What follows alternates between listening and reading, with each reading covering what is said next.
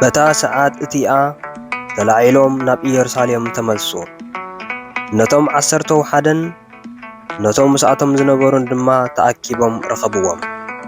ጎይታ ብሓቂ ተንሥኡ እዩ ንስምዖን እኳ ተረኣይዎ ክብሉ ኸዓ ጸንሕዎም። እቶም ክልተ ድማ እቲ ኣብ መንገዲ ዝኾነን እንጀራ ምስ ቆረሰ ኸዓ ከመይ ኢሎም ከም ዘለለይዎን ነገርዎም። እዚ ክዛረቡ ከለዉ ኸዓ ኢየሱስ ባዕሉ ኣብ ማእከሎም ደው በለ። ሰላም ንዓኻትኩም ይኹን በሎም። ንሳቶም ድማ መንፈስ ዝረኣዩ መሲልዎም ሰንበዱ። ኢየሱስ ከዓ ከምዚ በሎም፣ እንታይ ኮንኩም ኢኹም እትስምዱ?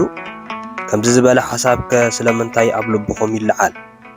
ኣነ ባዕለይ ምዃነይ ኣዳወይን ኣገረይን ረኣዩ። ከምዚ ኣባይ እትርእይዎ ዘለኹም መንፈሲ ስጋን ዓጽምን የብሉን እሞ ኣሮምስስኩም ረኣዩኒ በሎም። እዚ ኢሉ ኣይዳውን ኣይጋሩን ኣርኣዮም። ንሳቶም ከዓ ኣብ ሓጎስ ዝተለዓለ ገና ምእማን ሲኢኖም ክግረሙ ከለዉ ንሱ ገለ ዝብላዕ ዶ ኣብዚ ኣለኩም በሎም። ንሳቶም ከዓ መቃል ጥቡስ ዓሳን ጎጎ መዓርን ሃብዎ። ተቐቢሉ ከዓ ኣብ ቅድሚኦም በልዐ።